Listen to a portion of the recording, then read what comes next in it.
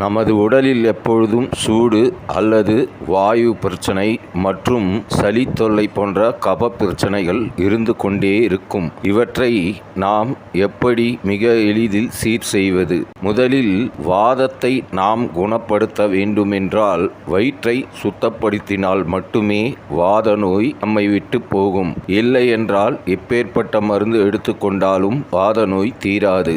அதிகப்படியாக குடலில் தங்கியுள்ள வாதம், பித்தம், சீதளத்தை எடுத்து குடலை நன்கு சுத்தம் செய்யக்கூடிய வேதி மருந்தை காண்போம்.